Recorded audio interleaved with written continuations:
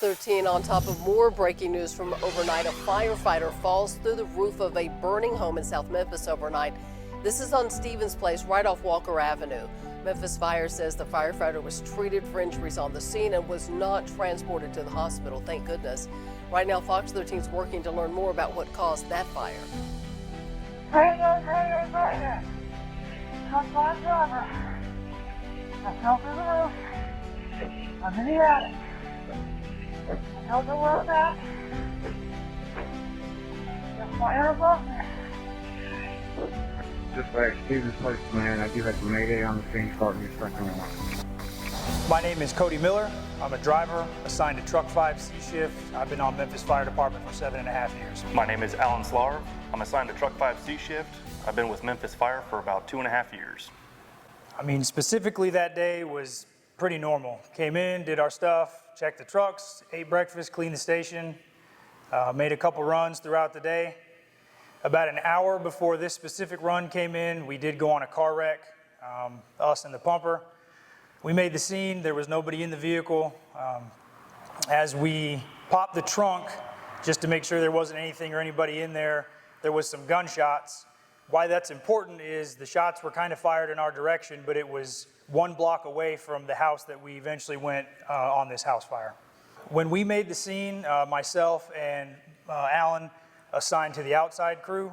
It was our job to do vertical ventilation, along with the other outside duties, cutting the power, things like that. When we made the scene, Engine 14 had given their disposition of a single-story wood frame, smoke, and fire from the Bravo, I believe. Where we parked, we approached the house from the Delta side. There was some smoke coming out of the eaves. It didn't look supercharged. It didn't look like anything other than a normal, maybe a room and contents, kitchen fire.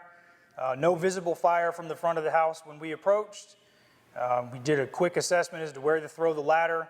Saw some power lines on the Delta, a concrete driveway in the Bravo. There was grass and a raised front porch in the Alpha, so that's where we decided to throw the ladder.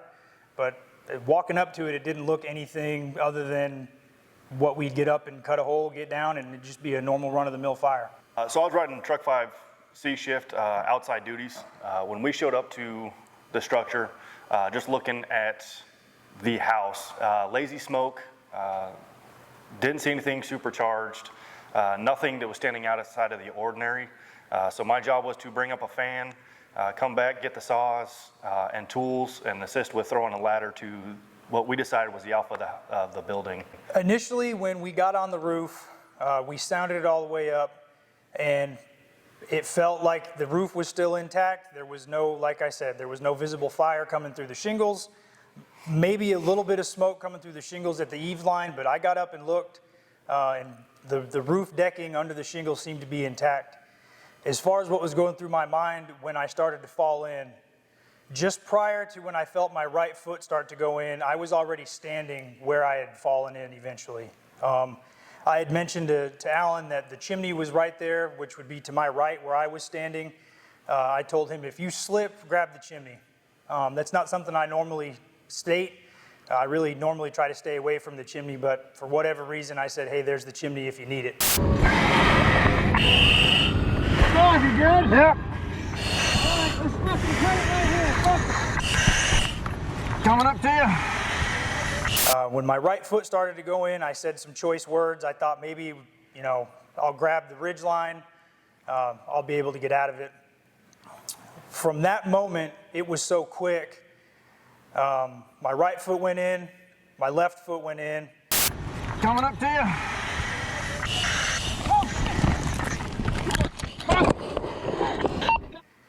I remember him saying, hey, I've got you. I did feel him try to grab my shoulder. Gotcha. Oh. Oh. Mayday. From the time both of my feet felt the sponginess of the roof, it was so quick that I went from thinking I can get out of this to I'm not getting out of this. I knew at that point I was going into the attic. A little bit more of the roof opened up. At that point, the ventilation from the attic, which we now know I think was a little bit more involved than we had anticipated, I was engulfed in flames. I remember falling. I remember feeling hot for a very brief moment. I just remember thinking, I need to call a Mayday, I'm in trouble. At that point, I could not really feel anything. Time sort of stood still. I remember, again, thinking I need to call a Mayday. I do remember being able to find my mic. Other than me speaking into the mic, there was no sound. I remember seeing fire above me. I got the Mayday out. Mayday, mayday, mayday. Mayday, mayday, mayday. Dispatch, Stevens Place Command. I do have a Mayday on the scene. Start me a second one. I remember Chief Barry checking the Mayday, asking me for a lunar. I gave him my lunar report. I believe I said something along the lines of, obviously, truck 5 driver, I've fallen through the roof. I'm in the attic. I've got fire above me, and I don't know where I'm at. Truck 5 driver. I fell through the roof. I'm in the attic. I don't know where I'm at. I got fire above me. At that point, my recollection of this incident kind of goes away. At some point, I do remember trying to hit my way through the ceiling and get down to the floor. I just remember thinking to myself, I know they're beneath me. If I can just get down to them, if I can just get my hands through, they can find me. Lucky enough for me, I had fallen directly on top of the pull-down attic access stairs that were sheetrocked over, but I was able to, either my weight or me hitting the ceiling, push that through, and ultimately fell from the ridgeline into the attic, and then briefly into the attic down to the concrete floor. At some point, I had backed myself into a hallway. Once the Mayday was called, I had a wave of emotion. There was thoughts going through my head that I don't wish on anybody. I do remember at some point reaching for my mask and checking my mask. I don't recall why I did that. I don't know if it had gotten jarred off, but I do specifically remember touching my face. I remember thinking, I'm not broken too bad, I can move. And then basically from that point, I don't remember anything until Lieutenant Guest grabbed my right shoulder strap and tried to get me out. When he grabbed me, when everything kind of came back, my first concern was Alan. I tried to push them off me. I was convinced he had come into the attic with me. I didn't think I was going to see my kids again. I didn't think I was going to see my wife again. But I knew at the point which I thought that I had seen a flashlight in front of me. I knew at that point I was going home. I don't really remember making it out the Bravo side of the house. But I do remember the only thing that I was concerned with was him. I needed to know where he was. And I was not going to stop moving until I was able to know that he was safe. Well, we went up, followed him around the ridgeline. He had actually, I thought he had slipped and started going down off the side of the roof. That's the point that I dove onto my stomach and tried to grab him, and almost simultaneously realized that he was going into the attic and into the hole. Thought I had a good grip on him initially. Lost him, and I remember it took a lot longer in my mind than it did the actual incident itself. It felt like several minutes, but as soon as he went through, my immediate thoughts were, I'm gonna have to call his wife. One thing with Cody and I is we've been friends for over 20 years. We went to high school together. So I've known him for a long time, and thinking I was gonna have to call his wife was the initial thought. I went to go key up my mic to try and call a Mayday. I was having a radio malfunction when I dove to my stomach.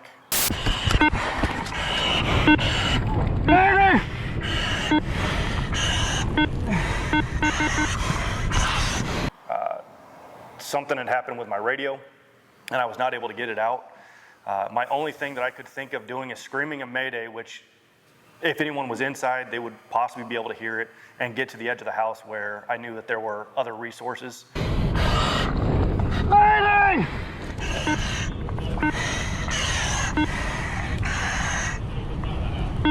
Mayday!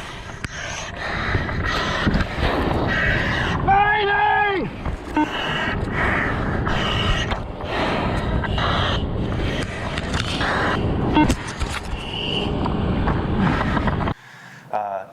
Slid to the edge of the house. I knew that there was a lot of fire coming out of the hole.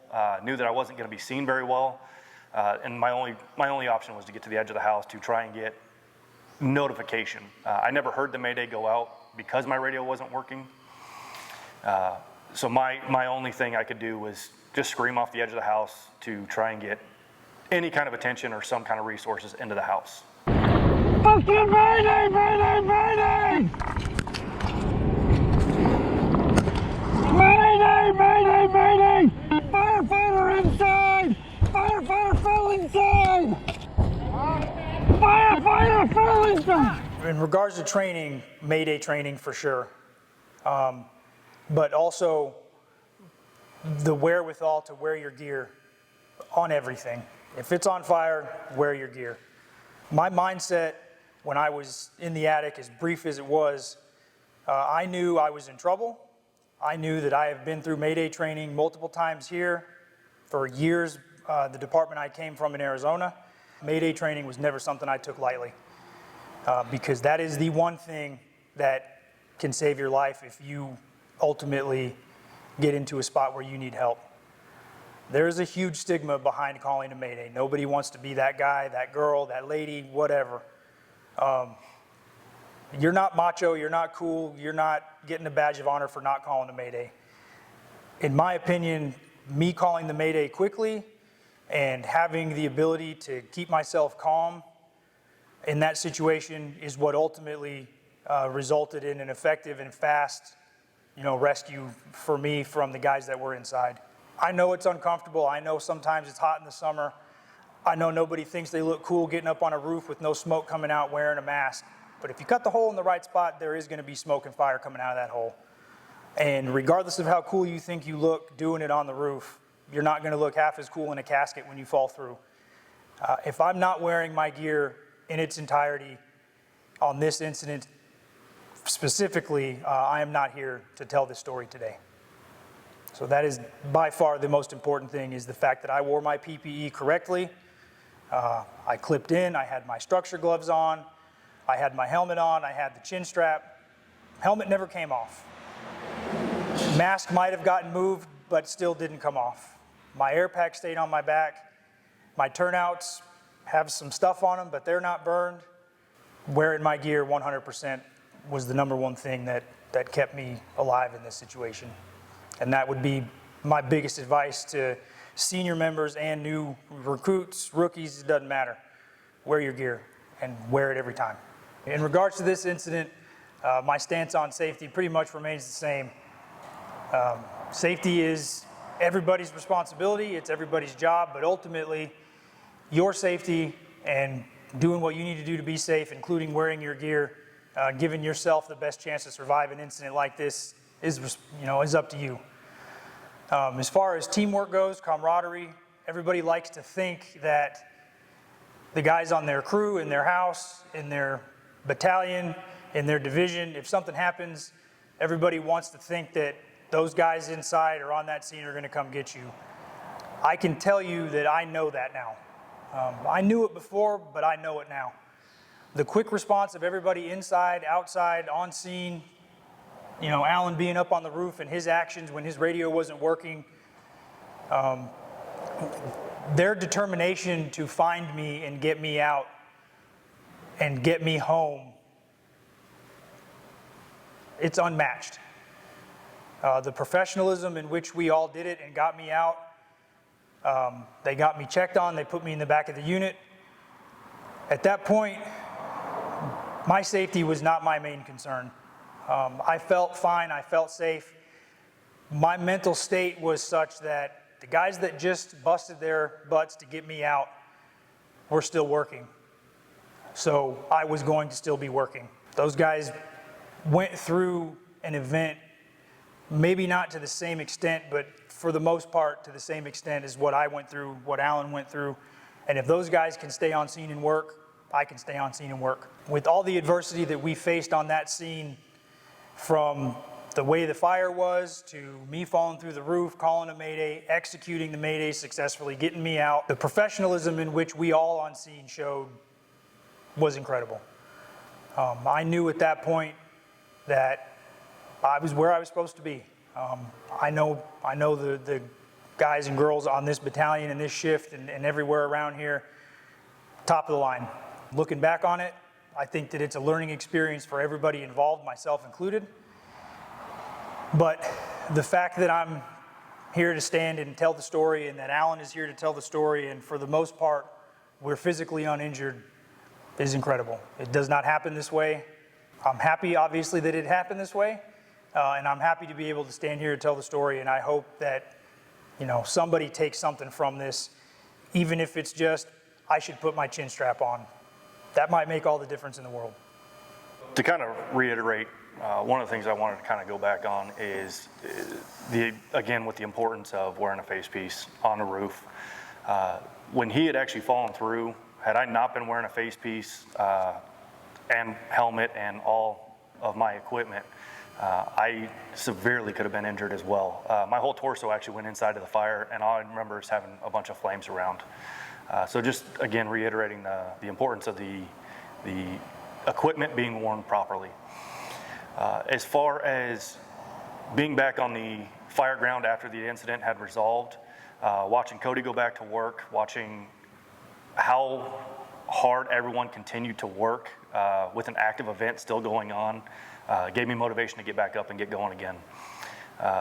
You know, one of the things I do remember last is right before we went up on the ladders, hearing that it was a 2-story building. My brain had shut off, but my body was still being able to function in what the job needed to get done. And that was just through repetitions, through the training, through continually doing this work day in, day out. Watching everyone on scene, watching everyone get back to work, having people call and check on you the next day or days after, it really showed the family dynamic that we have with this fire department. I almost felt helpless on the roof. I had no radio contact. He was falling in, and I was not able to reach him with where he was in at. And I had to put all of my faith in everyone that was on scene, the folks that were inside making the fire attack, as well as trying to get to Chief Henley, who was right there in the alpha of the building and was able to quickly react to members that were already inside and kind of let him know where his last location was at. So just knowing that I have members around us, the family members around us that I know will go to work to help rescue someone or to get the job accomplished, it's like nothing else. I've said this to everybody personally that was involved, everybody that was on scene, but, you know, thank you.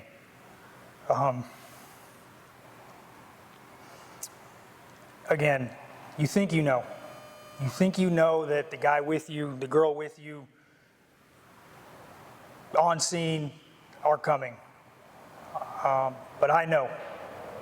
And I also know that if anything happens even remotely close to this with anybody, not just the people on scene, the crews around here, but anywhere in the city, I know if something happens to anybody else, I'm coming.